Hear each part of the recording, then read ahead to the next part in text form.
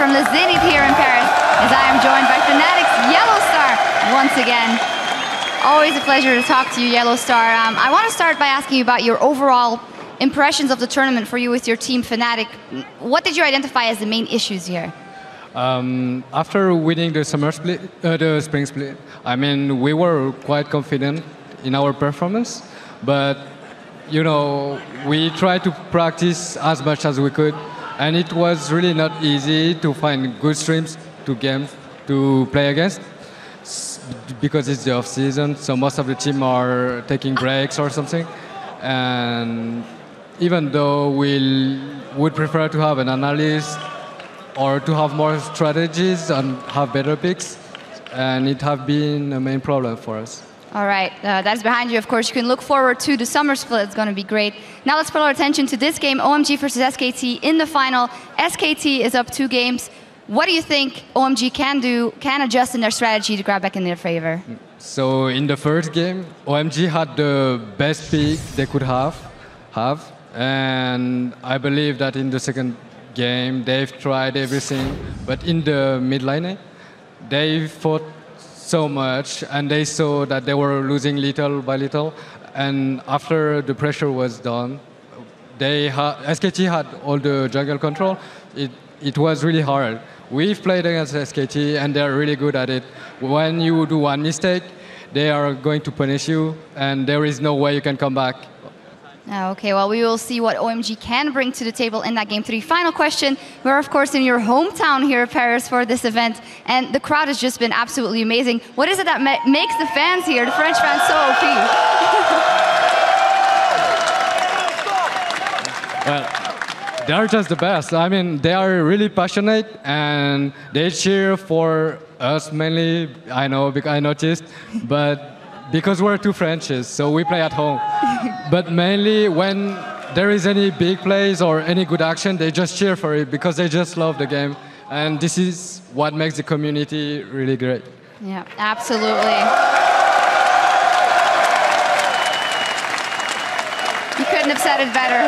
Our amazing community and a lot of support for you as well. But we're going to go back over to the guys at the desk. Thank you very much, Sharks, and thank you to everybody in the venue. We are moments away from our 3rd match between SKT, T1K, and OMG, and right now, things look perilous for OMG as SKT have already raked up 2 victories. They must win this game to stand a chance and extend the series. I do want to touch on the fact that as it is Game 3, this is the game that SKT opted to play on the blue side. So they will be first pick, first ban. It also means that OMG has the potential to grab 2 champions on that second wave. But SKT are playing with such confidence.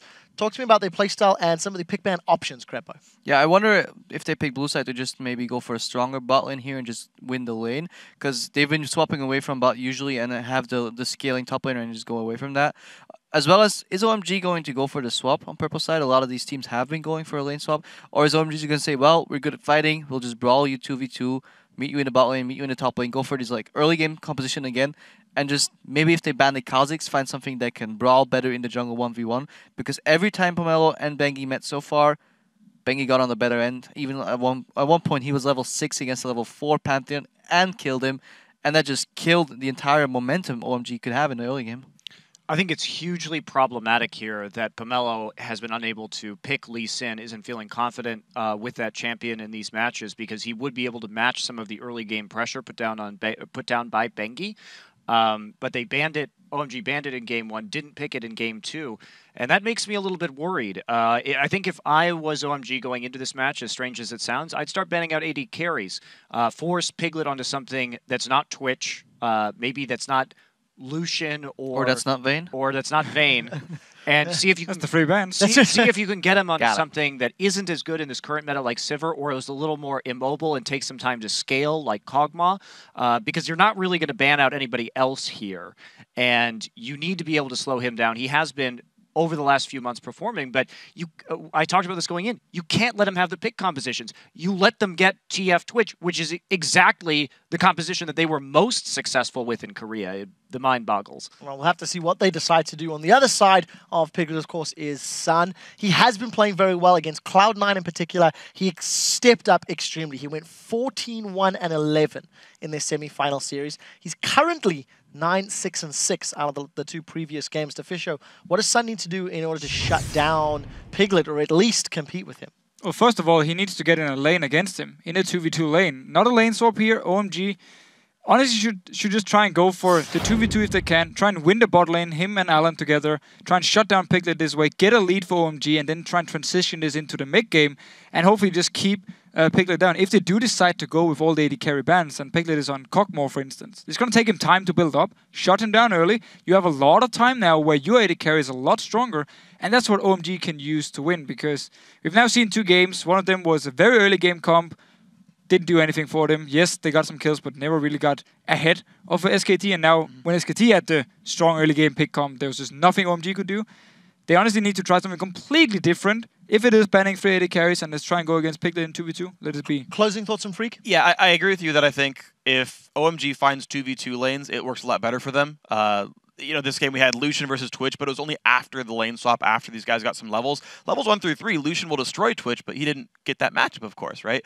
Also, the fact that Going's been doing well against Impact in the mid game. If you let him start doing that earlier on, you saw Impact gifted him a kill early on in this game as well. Like, you get those heads-up matchups, find a way to relieve pressure off Xion because Bengi's destroying him, and then OMG has a good chance. All right, we'll see if they can make that happen. OMG are on the red side this time. We're going to send it back over to the caster desk for the play-by-play of Game 3. Thank you very much. Quick shot. So here we go. Game number 3 in the books. How will this one go down? Game 1, fantastic stuff. Game 2, definitely not the way OMG fans wanted it to go. It's looking like another SKT trio by all indications, but that's the time when you swap the maps over, you try something completely different, and you just try and pull something out, because if you can do that once, who's to say you can't do it 2 more times after? And I think maybe the switch now going onto the red side, whether that's going to help them or not, it's at least different, and it might add some variety in there where they can get a jump on SKT. I think that some things are going to have to change, because we've seen already that although they did get some of their favorites, in fact pretty much all their favorites through in game number 1, they couldn't win. I'm not sure how, if you get your ideal perfect champions and don't win, what you really do from that point. Exactly. I mean, Monty said he wanted to see 3 AD carry bans. Definitely not seeing that. The Blanc, Kazakhs are what OMG has taken away. At least they got rid of the Kazakhs. That's what you wanted them to do after game number 2, D-Man. Absolutely. It's something that Bengi's been running happily. Jax was also taken away, this time by SKT. We haven't seen go towards that one just yet. We'll see whether any AD carries even get banned out. Remember, SKT1 could first pick Twitch this time around, but Xion has got the added advantage that he can second guess what Faker's going to play. Yeah, that is the red side. That's basically what SKT wanted to take away from them in the first 2. Something absolutely has to be left up here. The Twitch, if they ban it right now, means SKT takes Thresh away. I would imagine there's a lot of power up right now. The Twitch ban, you'd think that would be the first pick that SKT would go for sure. Well, OMG running things out late. Nunu was a final ban here for SKT. And OMG's ban going to be coming up here in just a second. And it is Twitch. So Twitch out of the game for this one. That's at least, I think, taking away something from the round and picks, like a less hotly contested. I'd say not what I expected from a first pick, actually. And you can see the Thresh consistently taken, plus the Lucian, which is the number 2 AD carry. This swings wildly in the favor at the moment of OMG, I have to say.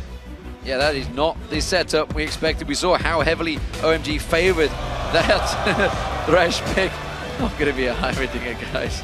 We saw it in the European LCS, but obviously has been changing since then. They're going to rotate through. Will we see the Vayne coming out here? We just heard, obviously, Monte Cristo talking about the number of big AD carries that Piglet can pull out. Vayne is absolutely in there, but that is not what I was expecting. Faker going to show Xion what you do with Syndra.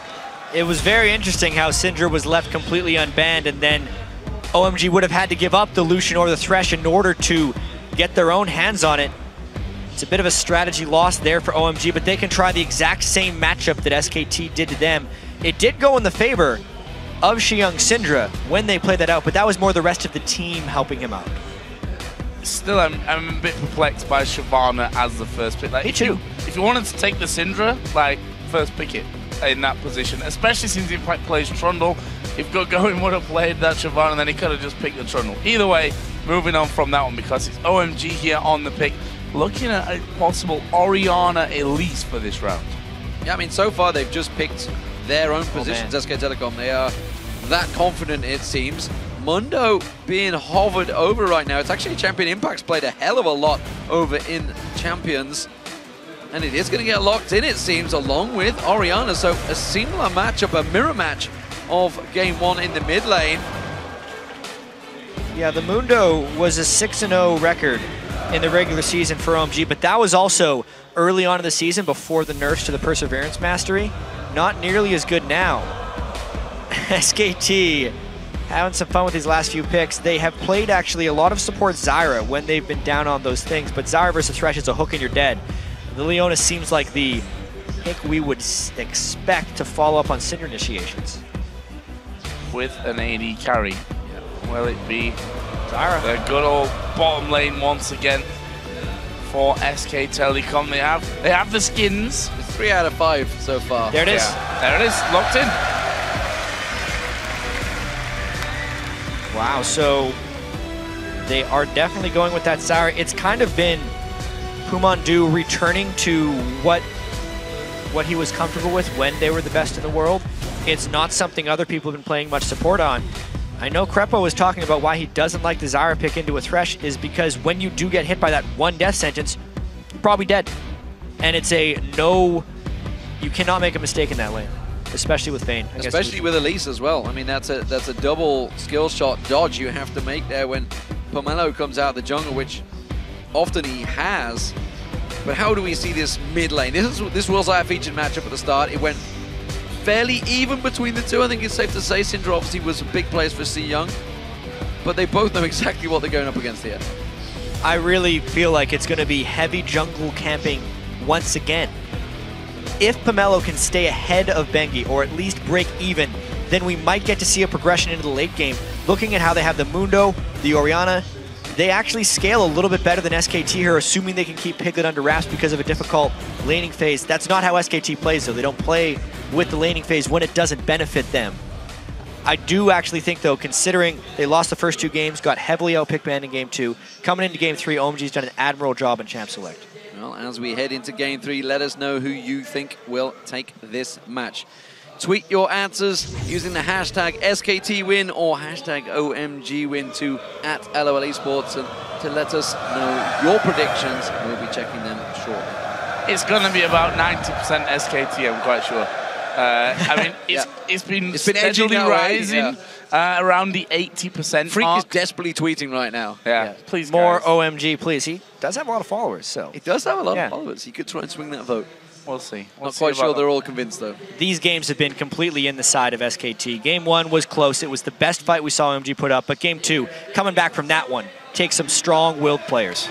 Here we go, ladies and gentlemen. Game 3. Will it be the final match? SK Telecom 2-0 up as the blue team this time around. And they are up against OMG, the Chinese LPL champions, as the red team. So, getting off then into position. OMG, last game, let's not forget, I went on a bit of a hike around the map, trying out a couple of little things, which didn't really get him much in the end. We saw a simple swap of the blue buffs and then across the river to take their own reds straight away after that. See what goes this time around. Piglet already down there in that tri-bush. They're actually picking the bottom lane. Looks like they may be stacking up in the bottom brushes here. Interesting move there by OMG. It's a bit of a KT Bullets move here, actually, until Extreme Masters Katowice, where they sneak in towards that bush. They're instead, Piglet not going to see them. Oh, he did that. Just got a vision. He just got a glimpse, quickly tumbled away. They know exactly where they are now, and SKT are free to roam in towards the enemy jungle, knowing exactly that it's clear. That was an almost catch there by OMG. very strange that Piglet would actually walk around that edge. He was trying to rush down actually to prevent that very thing against a Thresh. If you only waited in that brush, you would be vulnerable to a Thresh hook, so that he ran straight through the lane. He actually did catch them at the very last moment before it would have been disaster. Still OMG way 83%, so around the 80% mark. So I was a little bit off, but still.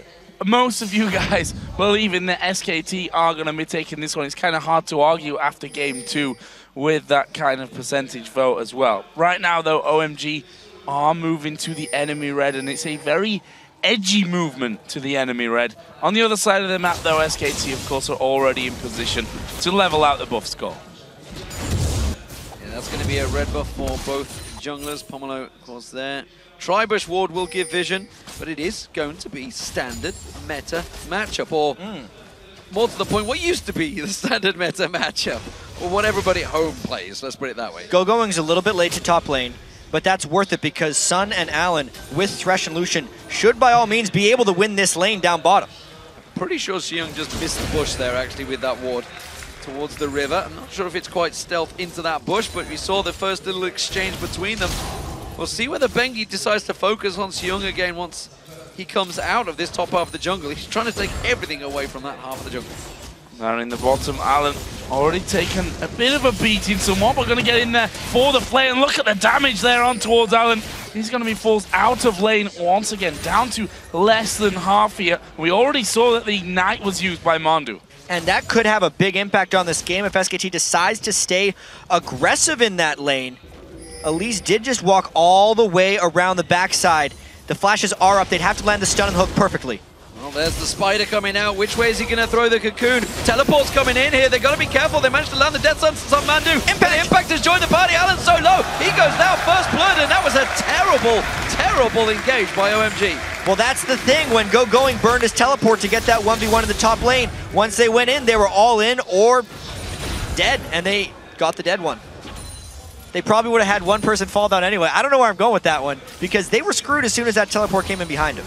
Allen missed his flash, right? Yes. Yeah. Tried the flay. He tried the flash flay and kind of just played where he was and flashed on top of himself, which obviously didn't help the setup for that one. Would have given a bit more control. The Sun needs to be careful down there. Zyra doing deceptive amount of damage, and well, basically what shouldn't ever happen in these 2v2 lanes when it's a Vayne is the Vayne should get first blood and get going. Or, I mean, obviously it can happen. Just, you don't ever want it to. One thing is safe here. Pomelo didn't give up first blood to Bengi this time around, that's for sure. But Xiang in this mid lane is having some serious problems already against Faker. 30 to 20 in CS and continuing the damage on towards him. Faker is showing him exactly what you do on Syndrome. Yeah, and here we are again. It's 1,000 gold at 4.5 minutes. OMG falls behind early game. This time, it really just had to do with an early game teleport top lane so that Going couldn't match to at least scare people off. What are they going to do here? They need to make something happen. The bottom lane, you think put a bit of pressure down here on this bottom side. Actually, Pomelo being fairly quiet up until now because he came down for that initial gank there in the bottom side, which despite not actually being warded, still ended up going the way of SK Telecom T1. And he's got a big role to play in this game. Yeah, Allen on Thresh, it's what he really had. He made his name in this tournament with his Thresh play. 100% kill participation in his first Thresh game. Sneaky. Destroyed Cloud9 with it, and now Bengi tries to go up against Going. Yeah. My turn flash. Gets in unseen here on towards Going. I think Going's going to go down here. He may well have enough to die. Not sure what that little sidestep was at the end. It was a nicely timed gank by Bengi, and this could just be the results of the demoralization from games 1 and 2, D-Man. They are not playing well individually. It's almost like they're checked out. Yeah, this is the worst thing that could have happened to them as well. If they'd have had a long, drawn-out laning phase, maybe that was a bit quieter for them where they'd gone toe-to-toe with SKT. Maybe they could have turned things on there, but coming straight into this game and getting kind of destroyed already here, just 6 minutes into the match, is a painful experience, I'm sure, for OMG. they just got to keep it in. I guess it's part of being a professional gamer, and same in any other sport, that you have to learn, even when you fall behind, to keep your head up. And as we've seen from other teams, even a standard laning phase is no safety. Alan caught out here, condemned on the wall. Sun's the focus, but Alan will get caught out. He's going to flay them away, but it's not enough to drive them out away. And Piglet, well, he's going to get himself another kill on the board. And honestly, this game is in danger of sliding out of control 6 minutes in already. OMG just has no room to breathe. All they want to do is farm one more minion wave, and they can't. What are you doing, son? He's going to get caught out, and that's going to be Bengi. Is he going to go for it? Forces the flash, nonetheless, out of the AD carry. That's fine for him as well. Sun now, well, the bottom lane in general has no summoner spells left apart from the Ignite out of Alan, which is not really likely going to be turning anything around down on that bottom side. So if they can keep this vein going, I mean, he's already got Vamp Scepter in there, got himself the longsword as well, and I mean, it's only a couple of CS to lead because they've had so much back and forth trading on this, but Piglet's going to start to just completely dominate Alan in the bottom lane. In fact, they've switched already because they're like, well, we just can't do that. We can't fight that lane. Especially when they're down a flash. If there's a 2v2 with anyone else coming in to intervene, it's done for. And the only lane that hasn't had any intervention is this mid lane, which normally is exactly what OMG would want. But Faker is just outclassing on Syndra this game. Syndra is a better 1v1er than Orianna, especially when played by Faker. And that's the last bit of strategy that OMG could have hoped to rely on, I feel like. Yeah, OMG in trouble. They're going to try something out, as you mentioned, switching around in towards his top lane. Impact doesn't seem too worried about the fact that he's got Alan and Sam coming out towards him. He's got that level advantage, as you mentioned. Faker now making his way up north. Pomelo wondering, should I try and do something here? I'm going to go for it. He's going to sink his teeth in. Young comes in. Pomelo continues. Young out of position and actually lands the double stun there. Faker on both of them. He's 2v1 so far. He's gone a little bit too far, I feel, though. Bengi comes in to support. Quickly kicks him away. Does not land the Sonic Wave. Manages to chase on towards Young, but he gets away clean. First bit of jungling ganks, and it almost turned something around for OMG, but not today. And now going might actually be in a fair bit of trouble. That turret goes down. He's all alone. Yeah, going to be attacked after that one was locked up by the roots. He's going for Mandu, but he's still got someone to heal in there. Meanwhile, Sun here is being 1v1'd or 1v2'd, let's be honest, by Impact. Should be able to get back to the tower, but here comes Bengi. Dodges the Q. Doesn't matter. Impact flashes in, and they kick Alan back home to the tower. What a play right there by Shyvana, and I believe it was actually him I have to see this again. He interrupted the Lantern with his Dragon's Thing. That's a play that I almost never see executed successfully. Everyone always tries for it, but because he got the mini knockback while he was in flight for Dark Passage, it stopped him. That lets him close in for the kill. Fantastic stuff. Style points being given to SK Telecom every step of the way. 5-0 and a 4,000 gold lead already. Pumandu, though, may well get caught out here. But you can see Piglet already trying to do it. Condemn on Pomelo. Pomelo going to try and get away, but the teleport comes in again this time. And that's another kill for Piglet. Stranglethorn's not quite catching Gogoin, but now it's 6-0. And this game is well out of control. Yeah, Joe said it right during that fight. Oh, God. As soon as it started happening. 6-0, as you said, 5,000 gold.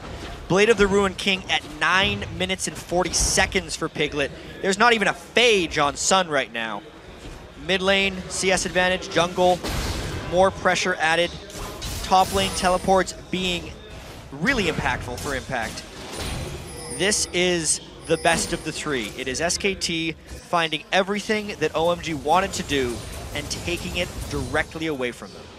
Sun just trying to get a bit of extra farm in there. I said it before, he's actually holding up when it comes to the farm. Fact is, Sun spent about 3 minutes of the game actually fighting at this stage, so not been exactly focused on his farm. He's farming those champions down in the bottom lane. Mundo twice, getting the Elise in there as well. And he is definitely on fire at this point of the matchup. And now they move to the top lane where they'll be looking for another turret. Only one turret taken, but that's, with this kind of lead, only going to be a matter of time before it changes. And it's still about OMG never having safety in any of their lanes. The laning phase can extend as long as SKT wants it to because they are winning it so heavily. Well, Young pulled the shockwave on Faker, wasn't too worried about it. Bengi's in trouble though. Now how's he going to get out of this situation? He manages to pop the kick on Pomelo, but with the shockwave already used, there was nothing to back it up.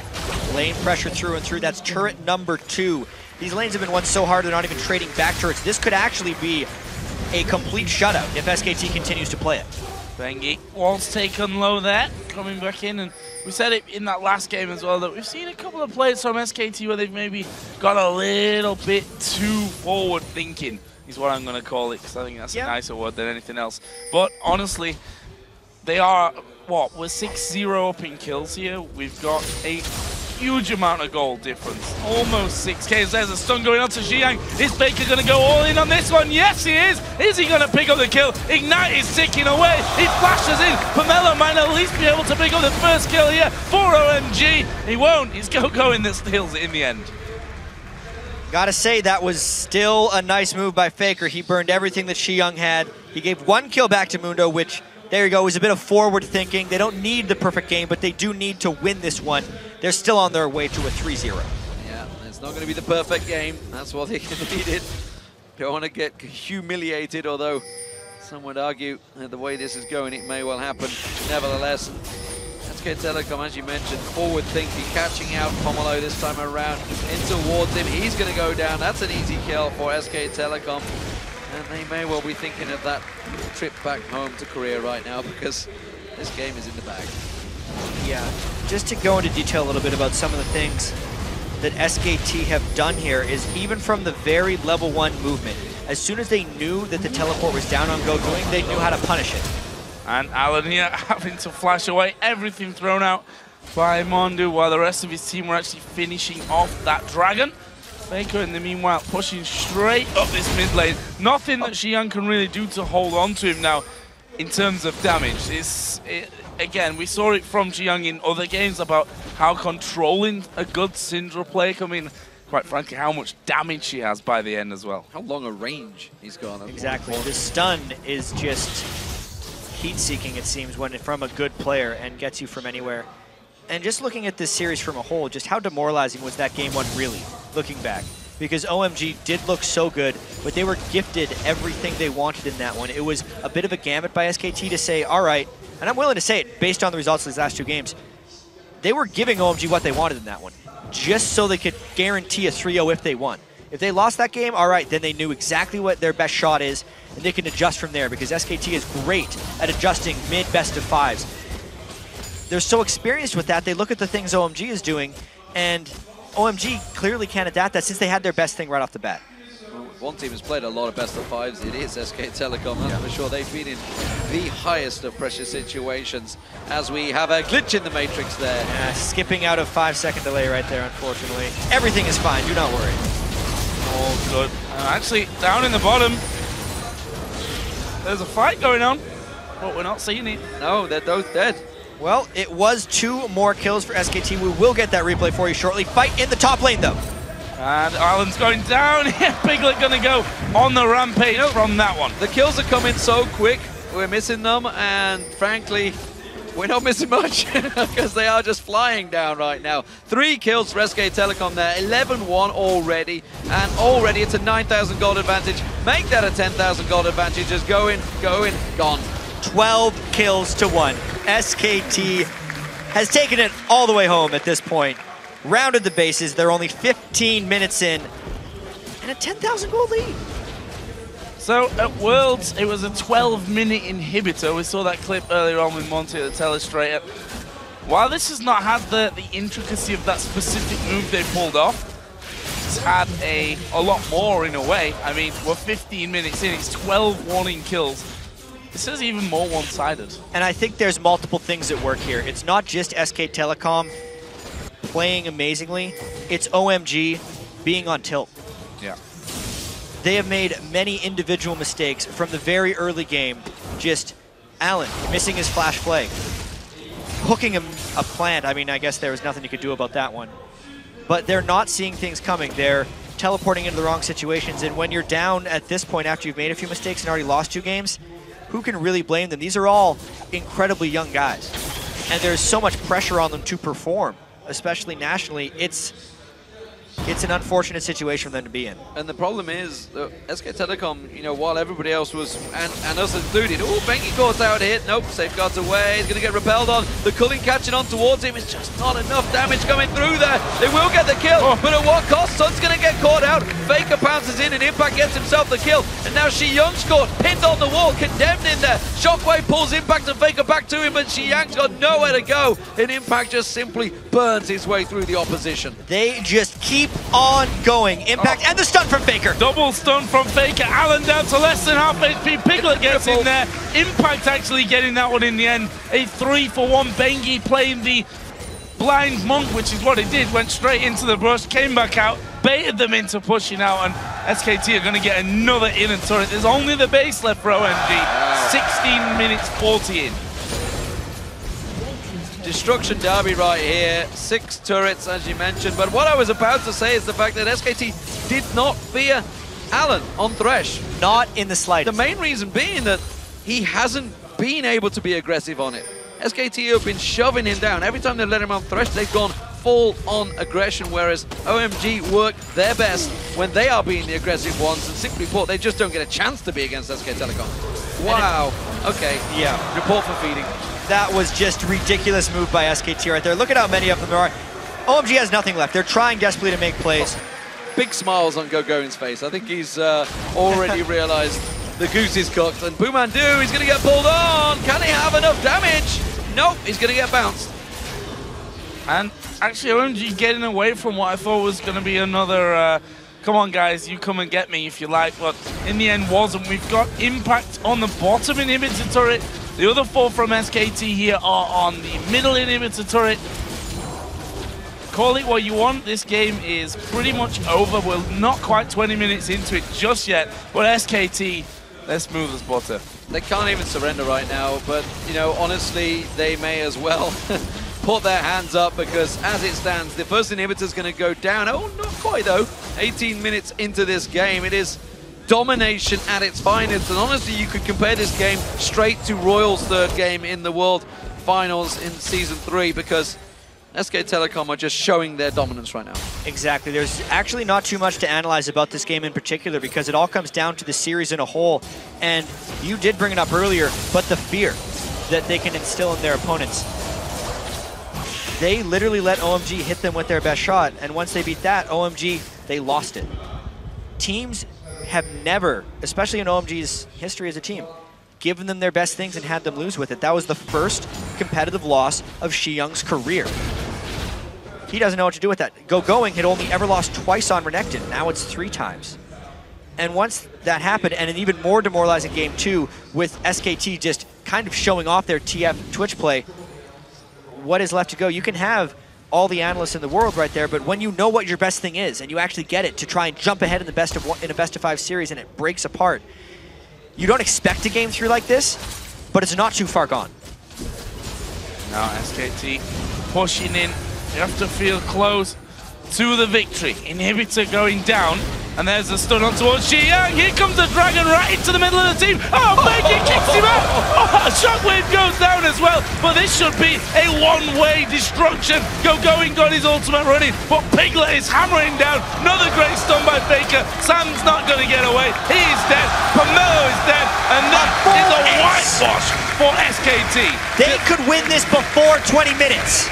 20-minute game, as you mentioned, 19 minutes 48 on the clock. The Nexus turrets are falling. Boomandu is tanking this one up, but the minions are coming through right now. And SK Telecom T1K are the clear all-star champions. They have been unbeaten here in Paris, and it has been a demonstration of force against OMG.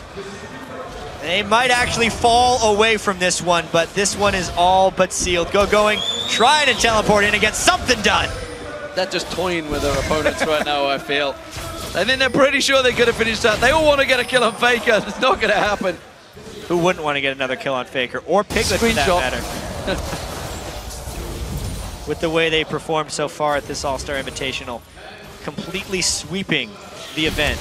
Every single game has fallen their way. They've had a couple of close ones, but at this point, it honestly feels like it was their own choice that those were close. Piglet's got a Zephyr now. Genji would be proud. Stinger, which is exactly what it is now, for now. It might get it by the end of this game, though. 21 minutes in, well on his way up. Son, of course, not well.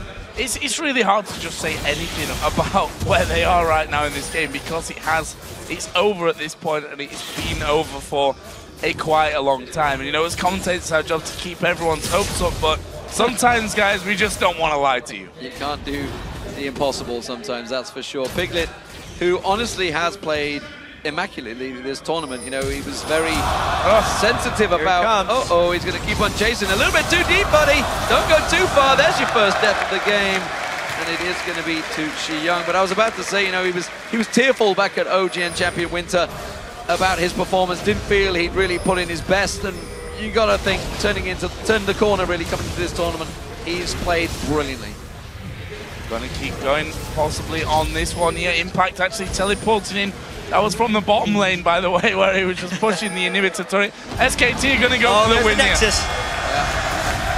GG coming up here, I feel, for SK Telecom. The Nexus is going to fall. Faker's just toying with his opponents right now, but it is Impact just chewing his way through the hit points.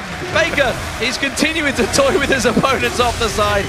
SK Telecom, T1K of the All-Star 2014 champions.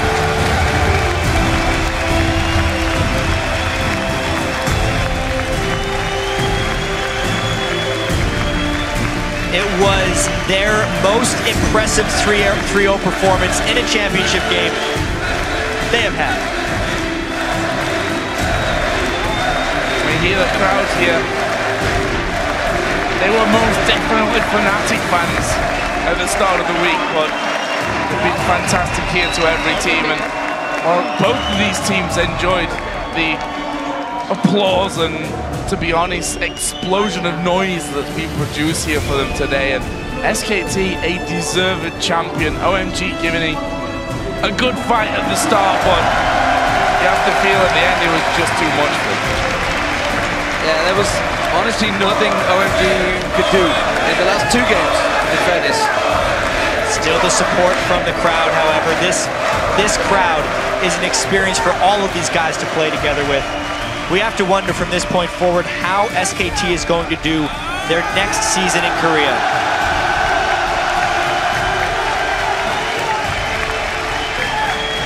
And honestly, this crowd has been fantastic throughout this tournament. The 4 days we've had here have been magnificent. Giving a lot of love to SK Telecom, who honestly, before the World Championships, probably a lot of people here didn't really know existed.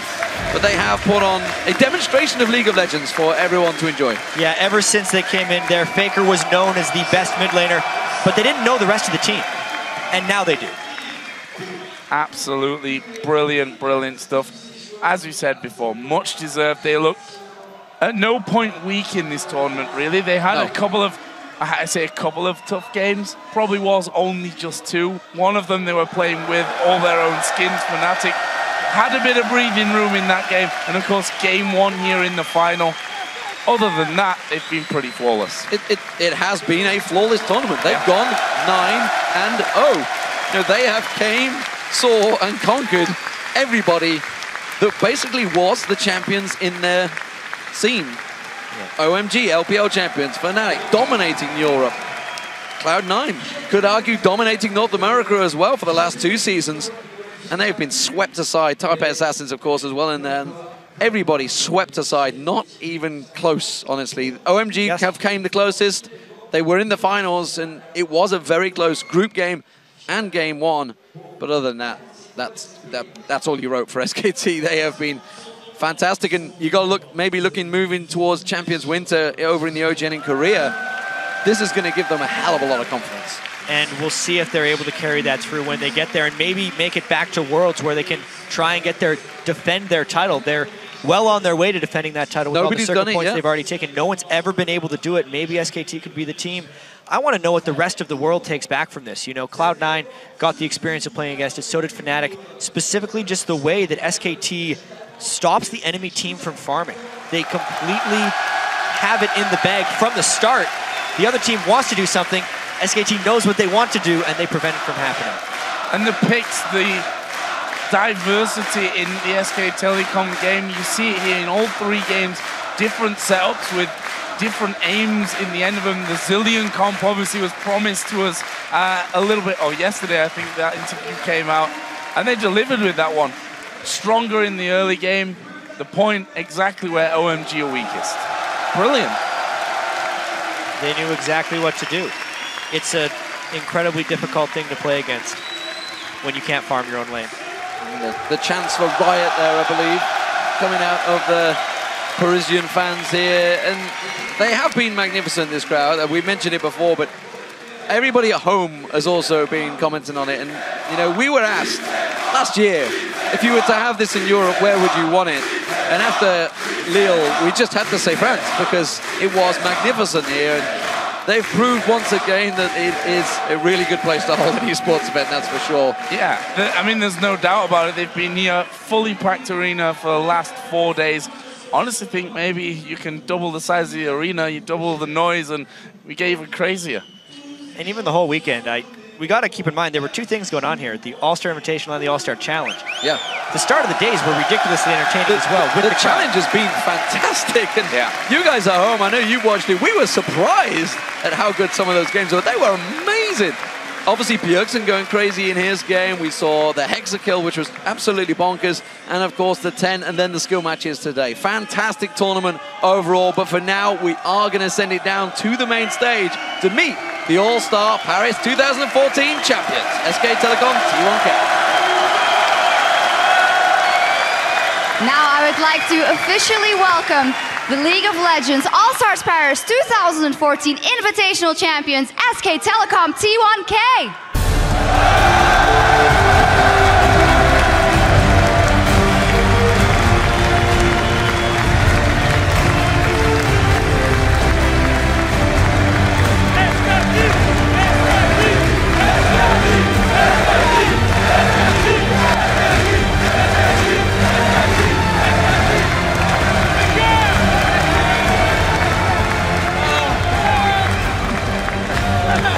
And now, please welcome to the stage Riot's Vice President of Esports, Dustin Beck, or as you may know him, Redbeard.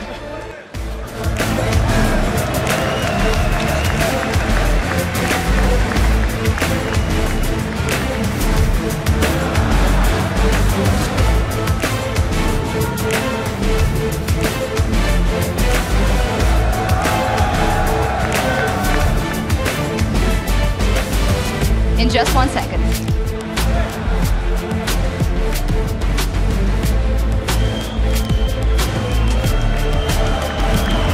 He's on his way. There he is, Redbeard.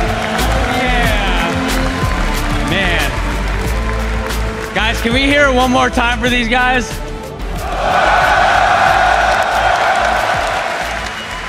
What a fun and exciting week it's been. You guys have faced the toughest teams from all across the globe, and you guys won, of course. Very, very convincing victory, and I want to personally congratulate you on behalf of Riot for being the 2014 Paris All-Star Game champions.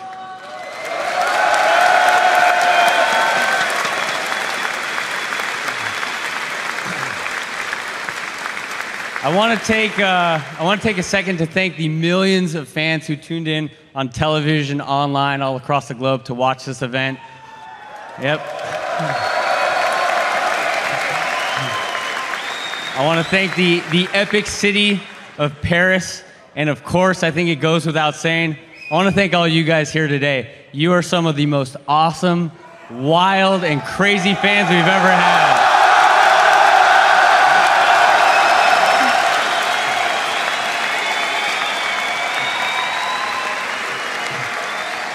Merci beaucoup, guys.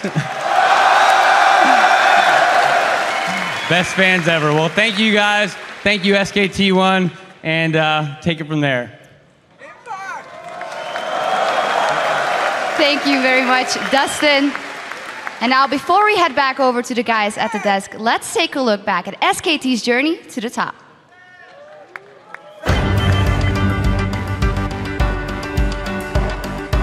SKT have just pulled out all the moves in this first game.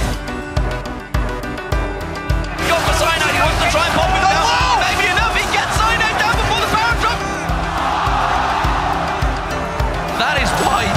don't pick the world champion skins against them.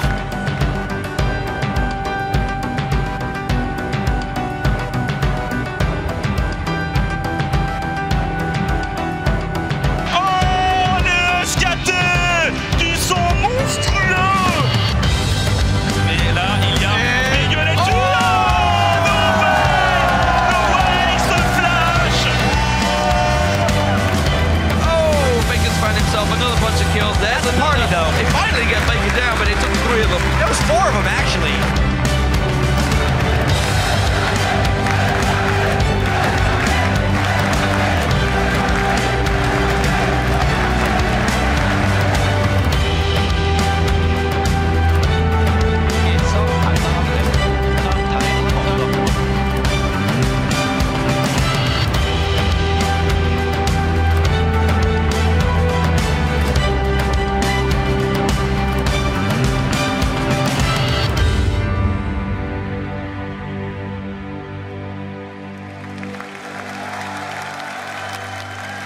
Welcome back. Congratulations to SK Telecom T1K, who are leaving All-Stars Paris 2014 without a single loss. They went 9-0, and fact of the matter is, they simply outclassed all of their opponents, from individual play to team decision-making to rotations. They simply had a better performance. As the resident Korean on the table, Monty, how do you think they looked? I think they looked great. I mean, it's refreshing to see them. I think they've been playing better here than they have, for the most part, in Korea. But I think it is a bit disturbing, and I think it shows that before Worlds, it's going to take a lot for the Western teams to kind of catch up at this point. Just looking at the standings, yes, SKT is playing in Masters, but the KT Bullets and SK Telecom T1K are effectively playing for 7th and 8th place in terms of circuit points for this season, and both of these teams have gone undefeated at the last 2 international tournaments. So it's a lot of work to be done, but at the same time, it's great that the teams all got practice against them. They're going to take this international experience back. You learn a lot more by losing than you do by winning. So hopefully we can see some better games, closer games at Worlds. And this is definitely one of the ways forward for the Western teams, playing against the Korean teams in these international tournaments. Get some practice, see what they do, and then take it back home. Maybe try and improve it yourself, show it to some of the other teams in your region. And then, of course, we talked about it so many times. We need coaches, we need analysts, we need people, we need better people around the teams to help them. We need better dedication for the teams in the Western world. And I think actually Cloud9, credit to them in this tournament, they're really showing what hard work does. And I agree. They have Charlie, who's the analyst, who's really, really good, and the people around them, Dan Din and Jack, of course, around them in Cloud9. There's a lot of people helping them out. CLG doing the same thing now. And these 2 teams are really what the rest of the Western region should look at. Well, we'll have to see if they can make that count. One thing that I do want to highlight is just some of the numbers that SKT have actually put together for us. If you compare their KDAs, it is a fairly generic number, but 5.68 KDA. It was the highest out of anyone here at All-Star Paris. The next team was, in fact, OMG, down at 3.3. Some others, just to, again, highlight some of the individual players. In this series, Faker had an average CS at 10 minutes of 97 across the 3 games. Put that into contrast against Si Young, who had destroyed many of the other mid laners at this tournament. He was in 70 CS. I mean, you've got all of these statistics and numbers that you can look at, and as we've said, at the end of the day, it just feels like SKT are on a completely other level. Freak? They're individually performing consistently at an extremely top level, right? Like 100 minutes at 10 minutes is like something that regular dudes like me and even regular pros will get occasionally. But the fact that he went through an entire tournament against the world's best, got kills in his lane, roamed to other lanes and killed other people, and is still getting about 10 CS a minute consistently is phenomenally strong. Well, we'll come back to Crepo in just a moment. We do actually have to throw ourselves over to the arena where Shox is standing by with SKT T1K's Faker. Thank you very much, Quickshot, Faker, and Bengi here, the champions here at the All-Star Event 2014 Paris with SK Telecom T1K. And of course, I want to ask Faker about that matchup versus Xiang in the mid lane. In the end, a mirror matchup there. How did it go overall playing versus him? 우선 올스타전 우승을 축하드리고요. 첫 번째 질문으로 이제 OMG의 미들라인은 시양 선수와 1경기는 신드라 오리안하고 이 경기 때문에 바꿔서 했잖아요. 그거에 대해서 좀 얘기 좀 해주세요. 일단 시양 선수가 저희랑 연습 게임을 할 때 되게 훌륭한 플레이를 많이 하고 또 특히 직스를 할 때 스크린샷이 정말 잘 맞추더라고요. 그래서 그 스크림 할 때 좀 애를 많이 먹었었는데 대회 때는 좀 긴장해서 잘 안 나오시는 것 같더라고요. 그리고 오늘 미드라인 대결은 제가 이긴 것 같아요. So when we were practicing with OMG, I had a very hard time playing against him, and especially his Ziggs play was really good. His skill shots were amazing. But I think today during our final match, he was a bit nervous, so he didn't actually play his full potential. So I think today I was a better mid laner. All right. A question I want to direct to Bengi is, in the beginning of the season, there was some criticism of your play, but you've done exceptionally well here. How do you reflect on your play here in the tournament? 그 이번 시즌 초기에 이제 뱅기 선수의 플레이에 대해서 몇 가지 이제 안 좋은 이런 글들이 여론에 있었어요, 인터넷에. 근데 이번 올스타전 때 이제 매우 잘하셨잖아요. 본인의 활약에 대해 어떻게 생각하세요? 일단 저는 이번 올스타전에서는 충분히 만족하고 간 것 같고 몇몇 좀 아쉬운 장면은 제가 좀 많이 느끼지만 그래도 앞으로도 발전해 갈 거기 때문에 전 지금 올스타전에서 매우 만족하고 돌아간 것 같아요. I'm very satisfied with my own performance during All-Star games. There are a few moments where I made some small mistakes, but other than that, I think I'm gonna keep on improving, and I'm very satisfied. Yeah, it was actually a very good performance from the entire team, dominating even. And, well, Faker, in the first interview, you said how this could be a turning point for your team. So what do you take from this fantastic win here at All-Star going into the rest of the season? 그 페이커 선수 첫 번째 인터뷰 때 이번 올스타전이 전환점이 될 거라고 이제 얘기하셨었는데 이번 올스타전 때 완전히 정말 최강 팀으로 군림하고 전승 우승하셨는데 이제 앞으로의 포부에 대해서 얘기해 주세요.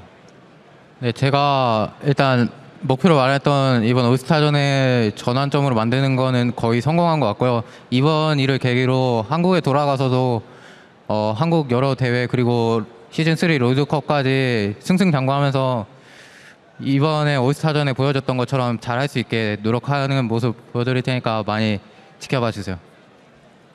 So I'm glad that, as I said during my first interview, that it was a very successful turning point for us. And so I would like, once we go back to Korea, I want to keep on winning and winning all the remaining tournaments, and eventually we want to win the Season 4 World Championship.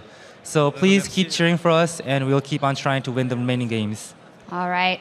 Well, is there anything else you would like to say to your fans? Because they were cheering really hard for you guys here.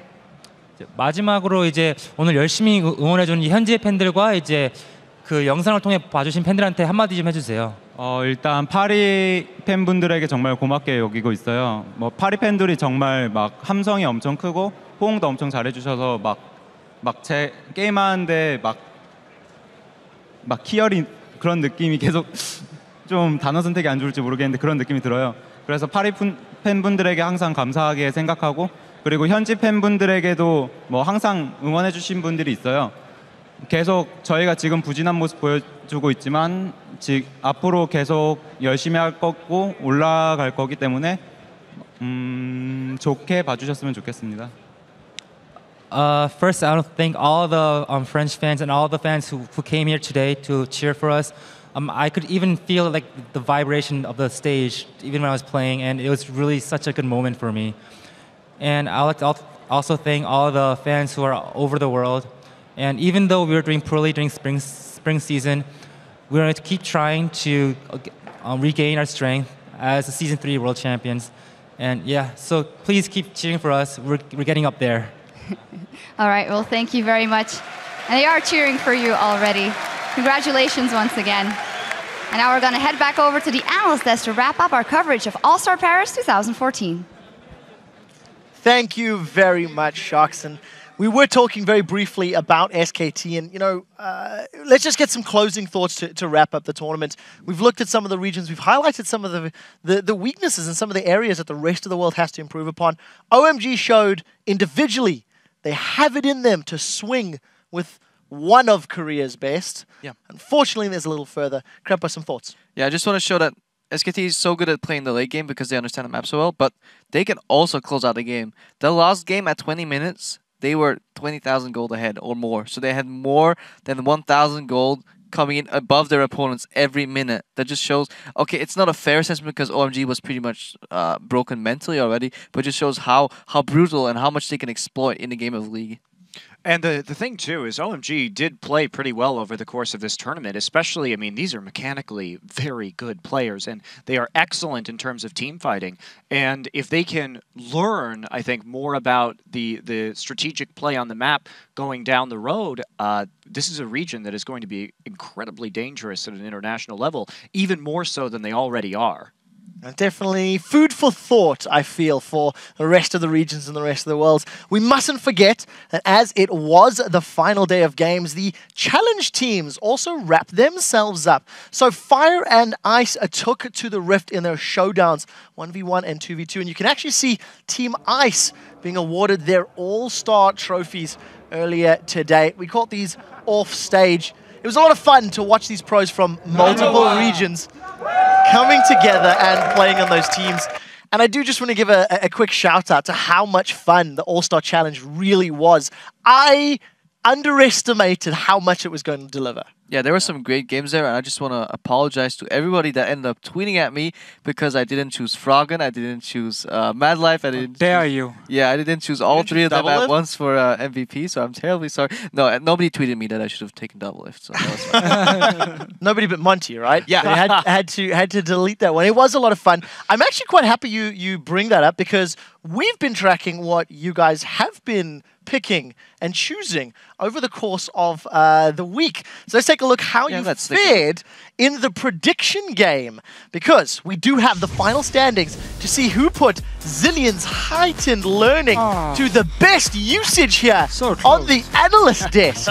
Now, I do have to highlight, unfortunately, because of Freak supporting OMG all the way to the end, you are our first loser, so congratulations on that side. But the man who had Jat's crystal ball this week was Crepo. But before you celebrate, I do need to give you props because your performance at Worlds last year was disgustingly poor. You finished so last. Was yours. I do want to remind everybody that you did finish last at Worlds, but it's great to see you learn from your mistakes, you grow, and you've moved your way up. Yes, indeed. Yeah, you moved to NA. Yeah, exactly. You moved to NA. You moved to NA. You got a little better. I took Double Lift seat, so I got a lot worse. It's just I'm moving up. And sadly, I don't have a cup to gather tears in. But Monty, you gave me this. I just want to make sure that you're That's what I get for believing in apple pie. It's a problem. It's a problem. I've gone on a diet. I really have.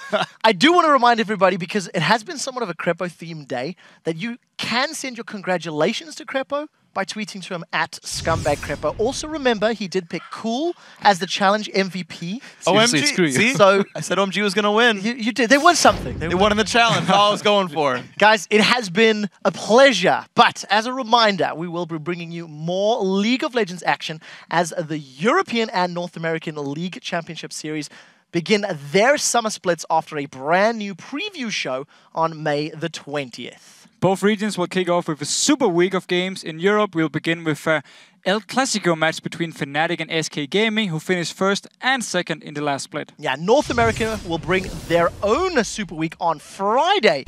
That is May 23rd, starting things off with the rivalry between Cloud9 and Team Solo Mid. You guys be sure to head over to lolesports.com for a complete schedule of those games. You can also pick up tickets to watch the European LCS live in Cologne, Germany, or the North American LCS in Los Angeles, California. Just click on the ticket links for all the details and come cheer for your favorite teams in this season. Yeah, parting is such a sweet sorrow, and this truly has been an incredible experience for me. So I do want to say goodbye to absolutely everybody. Guys on the desk, it has been fun. I have particularly enjoyed seeing Crepo win something for a change. It doesn't happen as often. You're so funny, Quickstep. Oh, boy.